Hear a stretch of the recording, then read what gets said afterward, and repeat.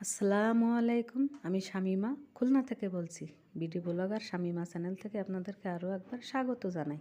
কাছে কিংবা দূরে, দেশ কিংবা দেশের বাহিরে যে যেখান থেকে ভিডিওটি দেখছেন, আশা করছি আপনারা সকলেই ভালো আছেন। আমরাও আলহামদুলিল্লাহ ভালো আছি। তো চলে আসলাম নতুন আর একটা ভিডিও নিয়ে। তো এখন হচ্ছে আমি দুপুরে রান্না করছি। তো এখানে হচ্ছে কালি আর আলু ভাজি করছি। তো ভাজিটা কিন্তু প্রায় শেষ পর্যায়ে। তো এখন বাজে প্রায় 8:30টার মতো বাজে সকাল। তো সকাল সকাল রান্না করে নিচ্ছি, কারণ আমার আশিকে আজকে স্কুলে রেজাল্ট দিবে। তারপরে আশি অসুস্থ, রাত্রি বমি করছে, আর আমিও খুব অসুস্থ। গতকাল আমি ডাক্তারের কাছে গিয়েছিলাম। তো সেজন্য সকাল সকাল রান্না করে নেব, আবার মিস্ত্রি কাজ করবে। তো সব মিলায়ে সকাল সকাল রান্না করে নিলে দেখা গেলো কাজটা আমার এগিয়ে থাকবে। কারণ রান্নার ঝামেলাটা কিন্তু বেশি বড় ঝামেলা। তো এই জন্য সকাল সকাল রান্নাটা সেরে নিচ্ছি। তো আমি কথা বলতে বলতে কিন্তু আমি পেঁয়াজের কালি আর আলু দিয়ে ভাজি করে নিয়েছি। ভাজিটা নামে এখন আমি মাছ রান্না করব। আর এর আগে হচ্ছে আমি টমেটো দিয়ে ডাউল রান্না করেছিলাম, তো সেটা ভিডিও করা হয়নি। তো আমি প্রথমে তেল দিয়ে দিলাম, এখন মশলাগুলো দিয়ে দেবো। পেঁয়াজ বাটা, রসুন বাটা, কাঁচা ঝাল বাটা, মানে লবণ, হলুদ, ঝাল যা যা লাগে সব কিছু মশলা দিয়ে দেবো। দিয়ে মশলাটা ভুনে আমি মাছ দিয়ে দেবো। আর সকালবেলা আমার আসলে মশলাটা বের করে রাখতে মনেই ছিল না, ডিপ ফ্রিজে ছিল। তো খুব কষ্ট হয়েছে মশলাটা আমাকে মানে একটু নর্মাল করতে। যাই হোক, খুন্তি দিয়ে যতটুকু পারেছি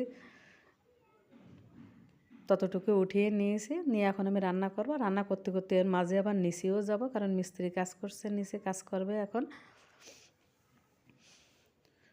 তো মশলাটা আমি কষিয়ে নিচ্ছি, এরপরে মাছ দিয়ে দেবো। আর পার্শে মাছ আমি রান্না করবো, পার্শে মাছ ঝোল করব। এই যে আমার বোন নিয়ে আসছিলো পেট ভরা কিন্তু ডিম। তা পার্শে মাছ, তারপরে ইলিশ মাছ, এগুলো রান্না করতে কিন্তু বেশি সময় লাগে না, যেহেতু শুধু রান্না করব, তরকারি দিব না। তো খুব অল্প সময়ের মধ্যে রান্নাবান্না হয়ে যাবে। তখন আমি সকাল সকাল রান্নাবান্না করে সেরে নেব। সেরে নিয়ে আমি একটু স্কুলে যাব আশিকে নিয়ে। আর আশির জন্য ওপারে মানে ওর জন্য ওষুধ আনতে পাঠিয়েছি, ওষুধ আর বেদানা। ওরা আসলে গতকাল রাত্রে ভাজা পোড়া খেয়েছিল। ভাজা পোড়া খাওয়ার পরে ঘুমের মধ্যে রাত্রে 2বার বমি করছে। তা বমির সিরাপ, গ্যাসের সিরাপ আনতে দিয়েছে, আর বেদানা আনতে দিয়েছি।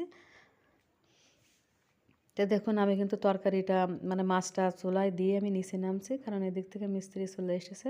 তো এই যে পাইপ, সামনে এটুকু পাইপ ঢাকতে হবে, আর সামনে এ সাইডে একটু ঢালাই দিতে বাকি আছে, আর রান্নাঘরের পিছনে অল্প একটু কাজ বাকি আছে, তো সেটুকু করবে।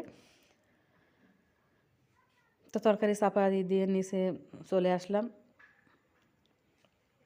এদিক থেকে এই যে আলির মেয়ে মানে আমাদের বাড়িতে থাকে, ওকে বললাম যে পাতাপতিগুলো উঠিয়ে নাও, উঠে ময়লাগুলো ঝাড়ু দিয়ে ফেলে দাও, পথটা নোংরা হয়ে রয়েছে। তো এই যে কাকা খোয়া টোয়াগুলো ভালো করে পানি দিয়ে ধুয়ে নিচ্ছে, কারণ এই খোয়াগুলো যদি পানি দিয়ে ভালো করে না ধোয়া হয় তাহলে কিন্তু মানে যে সিমেন্ট বালিটা বলে ভালো করে জমবে না। তো এদিক থেকে দেখুন আমার নিচের থেকে চলে এসেছি। আমার এর মধ্যে কিন্তু তরকারিটা রান্না হয়ে গেছে, মাছ ভুনাটা রান্না হয়ে গেছে। তো আমি এখন চুলা থেকে নামিয়ে নিচ্ছি। তো এর মধ্যে আমি একটু ভাজা জিরার গুঁড়ো দিয়েছিলাম। আর এখন এই যে চুলার উপরে 1 হাঁড়ি পানি দিয়ে রাখতেছি, কারণ এটা গোসলের সময় কাজে লাগবে। তো এই তো আমার দুপুরে রান্নাবান্না, পেঁয়াজের কালি দিয়ে আলু দিয়ে ভাজি করছি, আর পার্শে মাছ ভুনা করছি, আর হচ্ছে টমেটো দিয়ে মুগের ডাল আর মসুরের ডাল মানে 2টা মিক্সড করে রান্না করছি। তো অনেকে বলে এটাকে টক ডাউল, আবার অনেকে বলে টমেটো ডাউল, আর যে যেটাই বলেন, যাই হোক ডাল দিয়ে টমেটো দিয়ে ছোটো ছোটো যে টক টমেটো আছে তাই দিয়ে রান্না করছি। তাই হচ্ছে আমাদের আজকে দুপুরের খানাপিনা এটাই হবে। তো এখন আমাকে আবারও নিচে যেতে হবে। তো নিচে চলে এসেছি, কারণ আগের দিন যে কাজটা করা হয়েছিল, মানে আমার বাথরুমের নিচ থেকে পানি পড়ে ফট। তা সেটা আছে নিচের থেকে ভেঙে আবার নতুন করে প্লাস্টার করা হয়েছে। তা সেটা দেখব যে ঠিক হয়েছে কিনা, তা নাহলে তো আমার হাজব্যান্ড বা আমি খুবই দুশ্চিন্তায় আছি যে টাইলস মাইলস আবার ওঠানো লাগবে উপরে। তো এই যে যেখানে পানি পড়তো সেখানে একটা তক্তা দিয়ে রেখেছিলাম, যে যদি শুকনো থাকে তাহলে মনে করবো আর পানি পড়বে না। তা আল্লাহর রহমতে আলহামদুলিল্লাহ পানি পড়েনি, তক্তাটা কিন্তু একদম শুকনো। তো এটা হচ্ছে আমাদের মোটরের রুম, মানে মোটর থাকে। আরও অনেক সময় আসে না যে অনেক কাঠ টাট অনেক সময় কাটানোর পরে বেশি থাকলে ফার্নিচার বানানোর পরে থাকা অতিরিক্ত যে কাঠগুলো সেগুলো রাখা হয়, তো এই রুমেই রাখা হয়। মূলত এটা হচ্ছে একটা স্টোর রুম। তো এই যে ভিজা দেখছেন এখানে পানি পড়তো, তো এই পানিটা কিন্তু এই যে ভিজা ভেজা এটা কিন্তু এখনকার না, মানে আগে পড়তো, কাজ করা হয়েছে তো গতদিন, এখনও ভালোভাবে পানিটা টেনে পারি না। আর এর উপরে আমি তক্তাটা দিয়ে রেখেছিলাম, তা তক্তাটা তো দেখতে পেলেন একদম শুকনা, কোনো পানি কোনো নেই। আল্লাহর রহমতে আলহামদুলিল্লাহ, আল্লাহ পাক আমাদেরকে অল্প থেকে মুক্তি দিছে। তো এটা হচ্ছে আমার কাঠ ঘর বা খড়ির ঘর যেটাই বলেন, আমি কাঠ রাখি এখানে। আর এই যে মিস্ত্রিদের যে জিনিসপত্র, কোদাল, বালতি, তারপরে এই যে কি কড়াই টড়াই কী দিকে যেন বলে, সবগুলো এখানে রাখছিল। তো তালা মারা থাকে, তা নাহলে দেখা গেলো চুরি হয়ে যেতে পারে। তো ওখানে রুমটা তালা দিয়ে আসলাম। আর ওনার যা যা লাগবে উনি বের করে নিয়েছে। এখন যাব আমার নিচে আরেকটা স্টোর রুম আছে, ওখানে আমাদের মোটরসাইকেল থাকে, তারপর অনেক জিনিসপত্রও আছে। আর একটা মই আছে, সে মইটা ভিতরে ঢোকানো হবে। এই মইটা দিয়েই কিন্তু আমার স্টোর রুমের ভিতরে মইয়ের উপর দাঁড়িয়েই ওনারা মানে ছাদ কোপায় তারপরে করে দিয়েছিল। তো সে মইটা ঢোকানো পারে। যে দেখেন ওর নাম আছে আলী, সালাম দিচ্ছে, টাটা দিচ্ছে। ও অনেক দুষ্টু, অনেক কিউট, ওকে অনেক আদর করি আমরা। আর ও আমাদেরকে অনেক মানে করে, নিচে নামলেই সবসময় পিস পিস থাকে, আমাকে আপু আপু বলে ডাকে।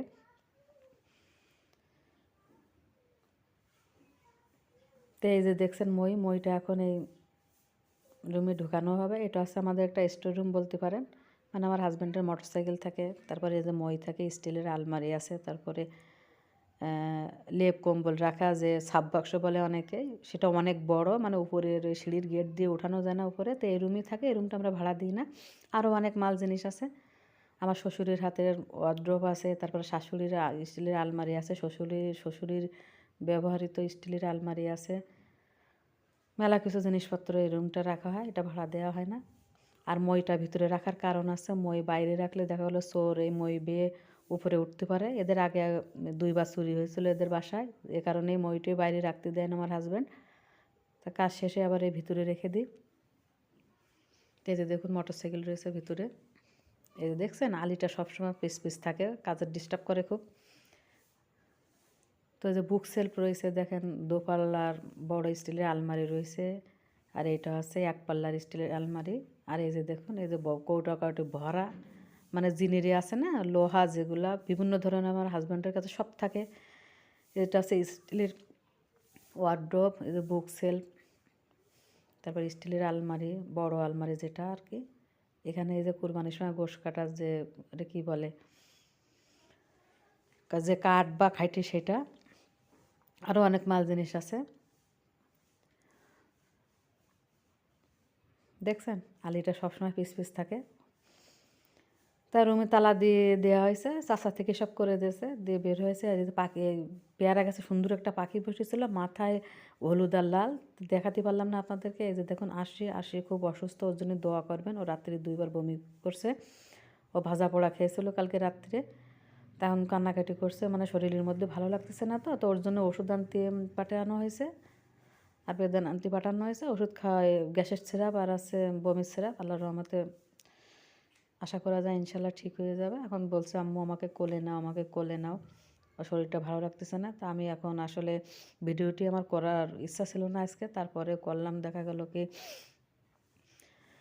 যে একদিন অফ দিলে দেখা গেলো আবার চ্যানেলের কোনো ক্ষতি হতে পারে, সে কারণেই। তো আশা করছি আমার আজকের ভিডিওটি আপনাদের ভালো লাগছে, আর ভালো লাগলে একটা লাইক দেবেন, আর খুব বেশি ভালো লাগলে আমার চ্যানেলটিকে সাবস্ক্রাইব করে নেবেন।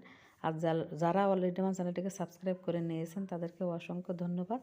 আর আমার শরীরটাও খুব খারাপ, আমিও গতকাল ডাক্তারের কাছে গিয়েছিলাম। আমার জন্য, আমার আশির জন্য দোয়া করবেন, আল্লাহ পাক যেন আমাদেরকে তাড়াতাড়ি সুস্থতা দান করেন। আর আমার ভিডিওর মধ্যে কোনো ভুল ত্রুটি হলে ক্ষমা সুন্দর দৃষ্টিতে দেখবেন। সকলেই ভালো থাকবেন, সুস্থ থাকবেন, নিরাপদে থাকবেন। আজকের মতো এখানে শেষ করছি। আল্লাহ হাফেজ।